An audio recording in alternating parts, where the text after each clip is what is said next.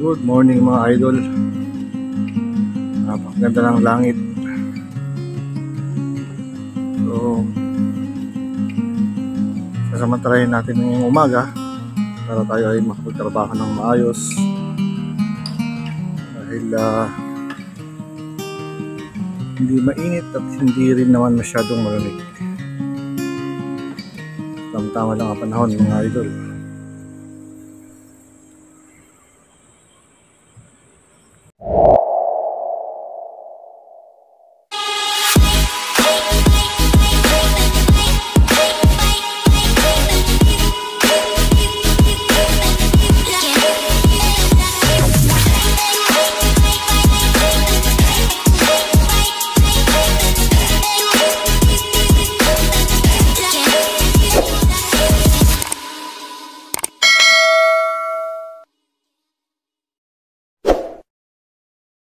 So, yun nga mga idol at good morning sa inyo lahat. At ngayong umaga ay itutuloy natin yung pagkakabit ng decoration light dito sa bahay ni amo namin. So, papalapit na papalapit ang Ramadan. Kaya kailangan matapos natin yung paglalagay ng mga ilaw rito. So, yun guys, update ko kayo pagka lalagay na ulit tayo ng mga ilaw. So ayun nga mga idol, at numpisahan ko ng latagan ng ating decoration light dito sa main door o sa harapan ng bahay ng aming amo. At kahapon nga ay nakapaglagay na rin tayo ng mga decoration sa loob ng bahay. At kasama natin yung mga habashi na katulong natin sa pagde-decorate sa loob ng bahay ng amo namin. At ngayong umaga naman ay dito naman ako nagkakabit sa harapan ng bahay o dito sa may main door.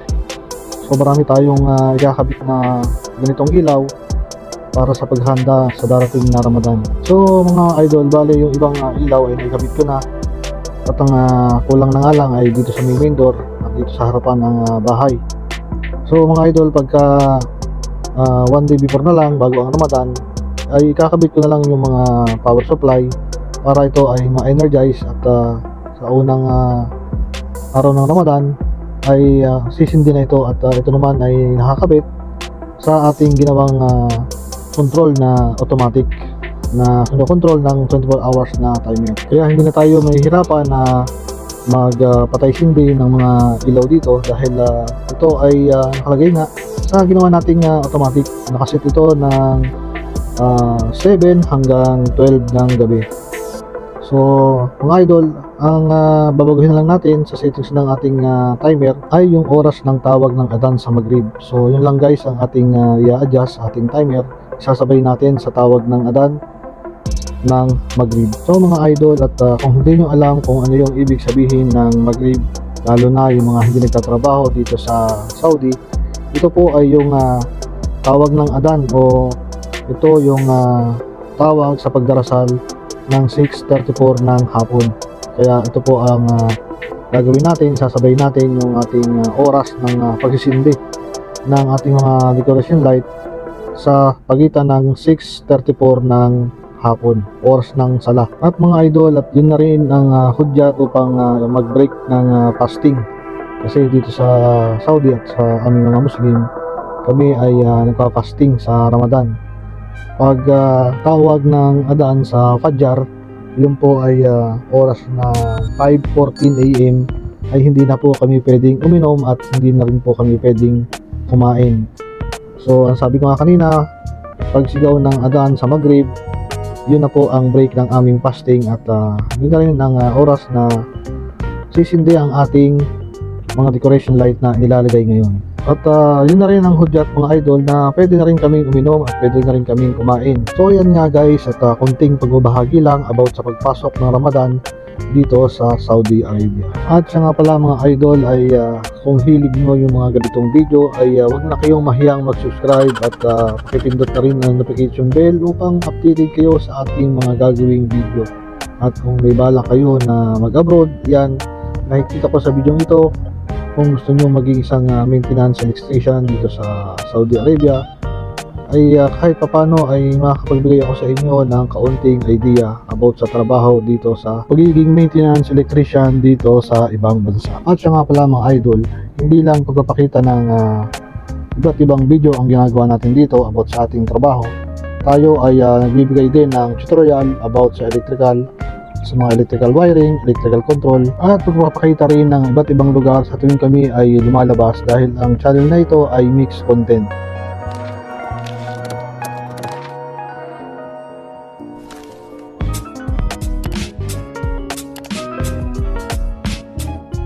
So ayun nga mga idol, at may kabit ko na rin yung mahabang decoration light para dito sa ating main door, at tinesting na rin natin. At kita nyo naman, ito ay sariling idea lang natin. Pero kung hindi naman gusto yung ganitong design ng ating pagkakabit ng mga decoration light, ay huwag nyo na lang gayahin at gumawa na lang kayo ng sarili nyong idea na mas gusto nyo. So ito naman, kung hindi magugustuhan ng aming amo ay di uulitin. Kaya ito ay sariling idea lang natin. So kanina nakita naman niya, dumaan siya kanina rito sa main door, at nakita naman niya at wala naman siyang sinabi kung pauulit o hindi niya nagustuhan. Basta sinabi lang niya sa akin kung ano pa raw ang aking ikakabit dito sa main door. At ang sabi ko nga ay wala na madam, at kakabitan ko na lang siya ng power supply upang ma-energize. Kaya nga yan guys, makikita nyo at umiilaw na siya. At titignan natin kung meron pa siyang ipapakabit para sa back door. So mga idol ay hintay lang natin na dumilim at i-energize na natin lahat para makita natin kung talagang maganda yung ating pagkakabit dito sa harapan ng bahay ng amo namin at dito sa ating main door. So ayun nga mga idol, at ayusin lang natin yung mga nagbuhol-buhol dito sa ating decoration light, at maya maya ay sisindihan na rin natin dito sa front door, at para makita natin kung maganda ba yung ating pagkakadesign. So yan mga idol, ito yung kinabit kong decoration light para sa Ramadan. Yan. Ito yung sa ating main door.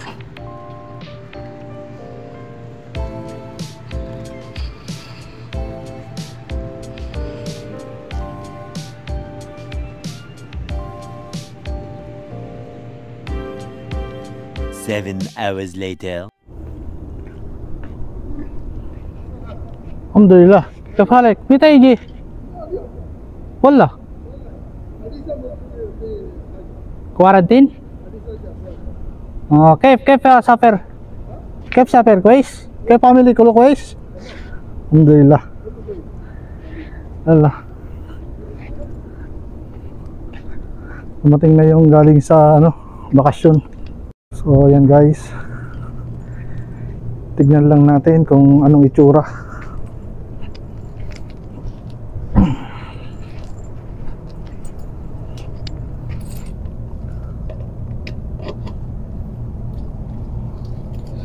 So yan guys, makikita nyo, tignan lang natin siya kung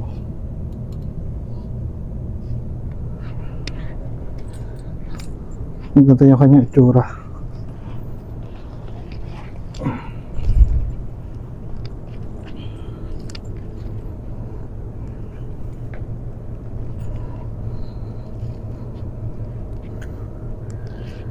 Ayos lang natin na konti para yan, makita natin yung gawa natin.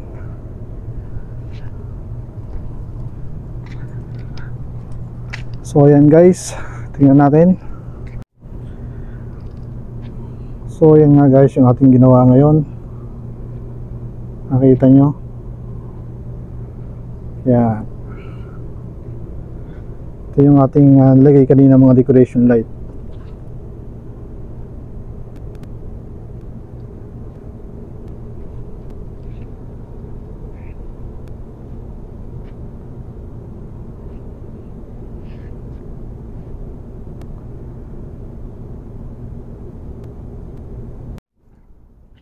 So yan guys, nakita yung ginawa natin. Yan sa likod natin. Yan, maliwanag na yung bahay ni Madam sa Ramadan. Yan. Sana magustuhan ng amo namin para matuwa naman.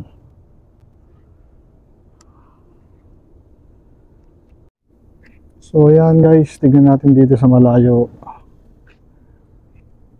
Yan.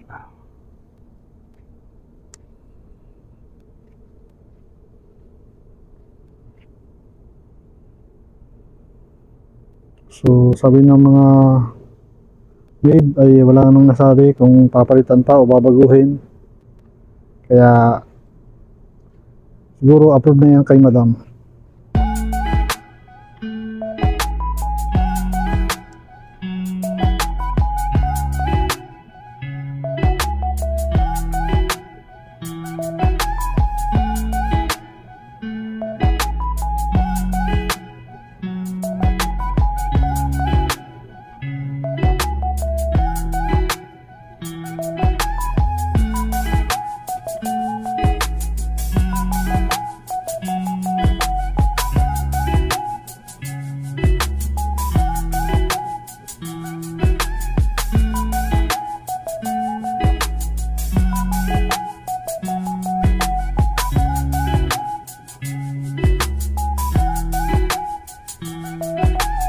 So yun nga mga idol, at gawa na natin yung decoration light dito sa main door. So abang-abang lang tayo kung may paradagdag pa sa atin si madam na ilalagay na mga decoration light. So yun guys, sana ay nagustuhan nyo yung video ito, yung ating trabaho sa araw na to. So yan, kasama yan sa trabaho natin bilang isang maintenance dito sa bahay ni amo namin. So halos all around tayo. Yan. So yan guys, see you sa next vlog. Peace out.